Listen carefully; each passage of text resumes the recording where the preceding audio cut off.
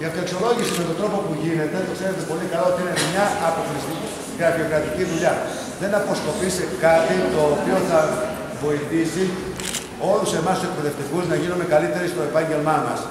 Απλά προσπαθούν να βγάλουν και να βρουν τρόπους ώστε σε συνάρτηση με την αξιολόγηση να βρουν δεξαμενή για απολύσεις και διαθεσιμότητες. Θα αφαιρεθώ μόνο στην αυτοεξολόγηση και θα πω τα εξής.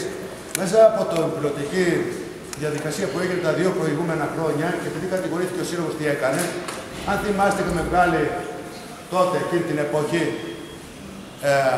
ένα έγγραφο με το οποίο δεν δεχόμαστε την αξιολόγηση μέσα από πρακτικό. Τώρα είναι υποχρεωτικό να γίνει, λέει.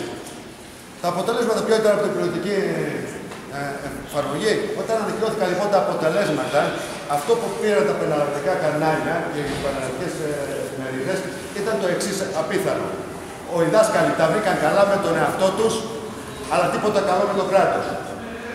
Μέσα στην αξιολόγηση προβλέπεται λοιπόν ότι θα γίνει και τη υλικοτεχνική υποδομή. Ξεκινάει λάθος. Δεν είναι αυτή η αξιολόγηση αυτή όταν παίρνει τα κοινωνικά, πολιτισμικά και οικονομικά στοιχεία των μαθητών μας. Δεν είναι αυτή η αξιολόγηση αυτή. Δεν οδηγεί πουθενά. Χρηματοδοτείται από τα ΕΣΠΑ. Ό,τι χρηματοδοτείται από τα ΕΣΠΑ, εμένα με κάνουν λίγο να πονηρεύομαι. Με τι διάρκεια? Αυτά τα 5 πεδία τα οποία εκεί πέρα, κύριε Τωρητή, diskutών, δηλαδή εγώ αποκλείεται να τα διαβάσω, δεν ξέρω εσείς και αν γίνουν κατανοητά αυτά που θα διαβάσετε. Δεν βασίζεται μόνο σε ένα, όπως μας λέγανε, σε ένα μπούσουλα το οποίο θα συμπληρώνουμε. Υπάρχουν και οι συνεδριάσεις. Θα αφήσουμε το παιδαγωγικό μας έργο για να συνεδριάζουμε κάθε τρεις και λίγο για να κάνουμε την αυτοεξολόγηση.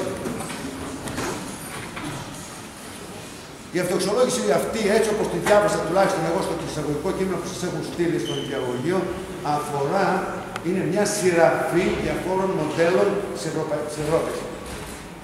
Να σας πω κάτι, παραδείγματος χάρη.